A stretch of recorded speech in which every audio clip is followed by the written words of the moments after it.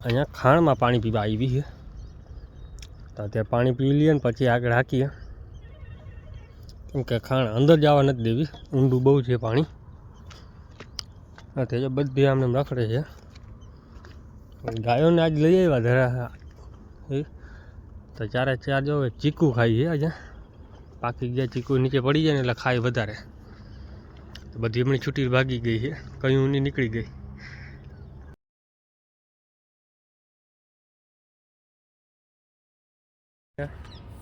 હવે જો કે થઈ ગયો હા મેળે, એટલે પકડી તો રાખી જતી, મૂકી તો નથી. એ બીમાર હોય તોય આપણે કરવાનું જ પડે, એમાં ફરજિયાત છે. અત્યારે જો આપણે બનીને બધા જો પાણી પીને ઊભા.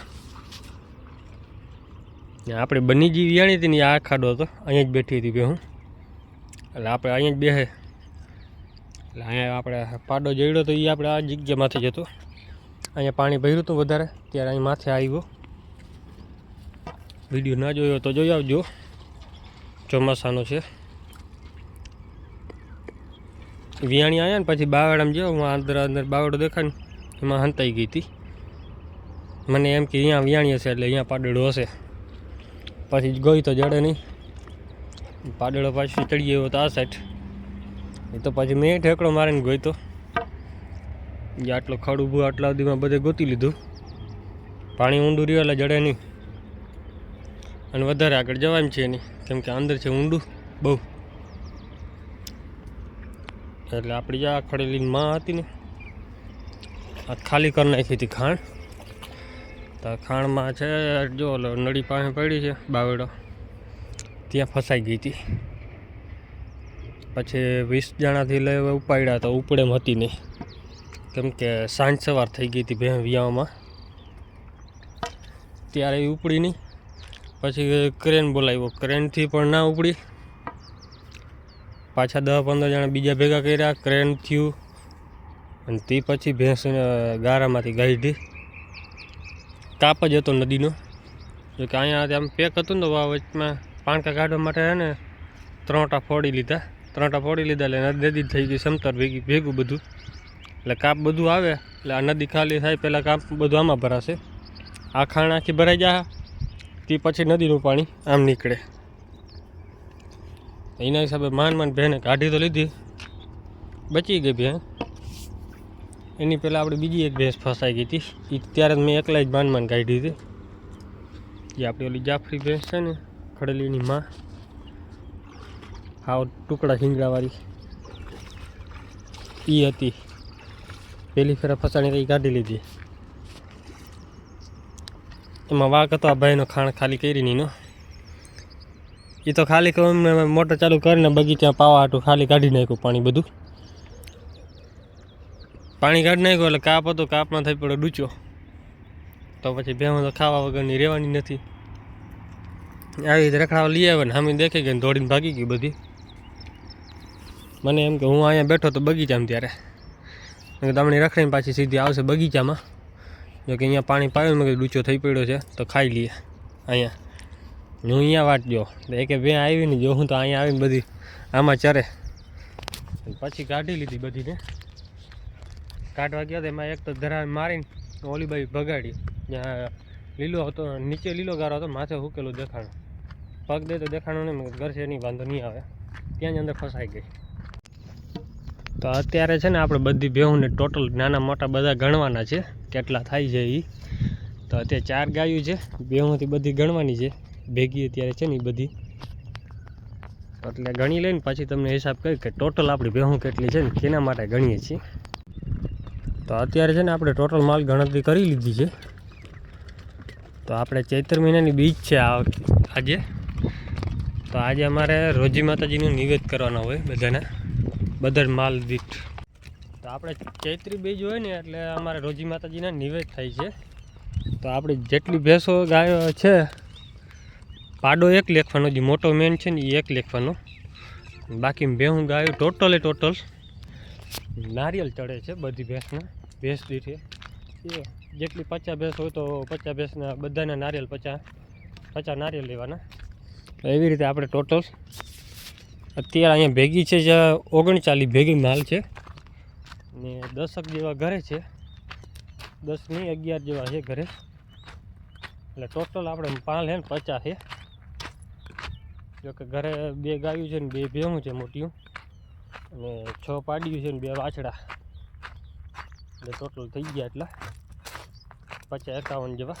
તો ગાયું બધી આપણે અહીંયા રખડે છે. અને આની નિવેદનમાં દર વખતે ફરજિયાત કરવા જ પડે. ટોટલ ભેંસોના નારિયેલ દેવા પડે છે. જોકે હવે નારિયેલ બંધ કરી દીધું છે. આપણે અહીંયા દેવામાં. અને એના નારિયેલના બદલે જેટલા પૈસા થાય છે ને નારિયેલના, એટલા પૈસા બધા મંદિરમાં આપી દેવાના. અને જેટલું દૂધ ભરાશે આખા દિવસનું, એ દૂધના પૈસા જેટલા થશે એ બધા આપણે અહીંયા મંદિરમાં દઈ દેવાના. જોકે મંદિરમાં કામ આવી શકે. ને એટલા નારિયેલ થાય 40-50 નારિયેલ હોય તો ખાય નહીં કોઈ. આની બધે ચારણ સમજ બધા અમારા નિવેદ ચડાવવા જાય. એટલે જેટલા ઢોર હોય એ બધાને નારિયેલ ચડાવે. તો આપણે એના પૈસા આપી દઈ મંદિરમાં, તો મંદિરમાં ઉપયોગ આવી જાય. હવે બધા એમ કરી નાખ્યું છે, નકર નારિયેલ વધારે બાચકો ભરીને આપણે અહીંયા જતા ત્યાં અહીંયા ચડાવવા. જો કે આપણે તો આજ જવાનું નથી, આપણે હજી હારવાનું નથી ભૂકો. ઘરે પડ્યો એ નીરણની કાલર ખડકવાની છે ને, એટલે નીકળે એમ છે નહીં. આજે મજૂર આવ્યા છે, સાંજે ટ્રેક્ટર પાછી લઈ આવ્યા. અત્યારે આપણા મુરુભાઈને સાંજે લઈ ગયા હતા, 2-3 ફેરા એને ભરી લીધા સાંજે, ને અત્યારે પાછા ભરવા ગયા છે. 1-2 ફેરા લગભગ બાકી છે, ગયા તો ભરી જાય. પછી માંડવીને ભૂકો છે.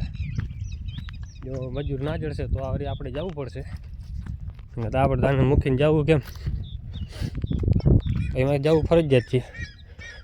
જોકે આપણે 2 મજૂર આવ્યા, 4 નથી આવ્યા. મનીષભાઈ પાછા આવી ગયા હતા 2 રાતે જ, તો એ બનીને મોકલી દીધા સવારમાં વહેલા. તો અત્યારે મેં એ ભરી લે છે ને હજી 2-3 જણા બીજા આવી જાય એટલે થઈ જાય, વાંધો નહીં આવે. તો આપણી જે ભેહું બધી ભાગાડી ઘરે હવે, કેમ કે જવાનો જે ભૂકો ભરવા. તો અત્યારે ગાય જવા દઈ ભેહું ઘરે. વાહે રહી જાય ને એને હાંકવી જ પડે ફરજિયાત. અત્યારે બધી પટે ચડાવી દીધી છે. લગભગ તો બધી આવી ગઈ છે. એકાદી વરી રહી ગઈ હોય તો વરી ભાગ્યા હવે. અમુક વરી નીકળી જ આવે નહીં. એમાં જે આપણે મેન આ ચાંદરી એક આપણી હોય વાહે, એટલે એને સામો સાથેના પાર્ટનર એક ગમે રાખી જ દઈએ. જોકે બીજી ચાંદરી આવતી નથી હમણાં ભેહુંમાં. ને નામ બીજી આપણી છે એક રોજડી, નામ જ રોજડી છે, કામે રોજડા જેવા છે. ત્રીજું આપણું નાગરાજ ને ગોરી એ હોય. એને બેને કોઈની જરૂર ના હોય, એકલી જ હોય તો હાલે. એ રોકાઈ ગઈ એટલે પૂરું બધી. તને ગાય બીજી આપણી ભેગી આવી જાય, ગોરી ન આવે એટલે પૂરું. ખબર જ છે, ગમે અહીંયા ક્યાંક અઠવાડો કે ગમે જડી ગયો એટલે અહીંયા ઊભી રહી જવાનું. નાગરાજી મોર જ છે. હવે નાગરાજને ઘરે જઈને બાંધવાનો, ગોરીને બધી બાંધી દેવાની હરખેથી. તો અત્યારે જો આપણી ભેહું બધી નીકળી ગઈ છે ઘરેથી. ચક્કર મારવા અહીંયા છે આવી છે નહીં કાંઈ, કેમ કે ધરાણી હે 3 વાગ્યા સુધી ચરી લીધું, એટલે પાછું ચરવાનો અડપ છે નહીં. હવે દી આથમ છે ને ત્યારે વધારે ખાય, ત્યાં બાંધવાનો ટાઈમ થઈ જાય. તો અત્યારે ટ્રેક્ટર ભરવાનું ચાલુ છે ખાતરનું. બાવડે ભાંગતા નહીં ભાઈ, છાયો નથી અમારે અહીંયા. ડ્રાઈવર હરખો છે, ટ્રેક્ટર વાળો હરખો છે, 2 હરખા થઈ ગયા.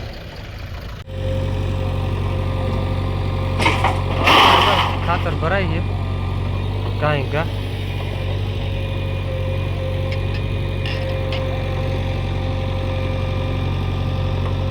આખો દી નવરા હતા ત્યાં, અત્યારે ભરાય હતું નહીં મજૂરથી.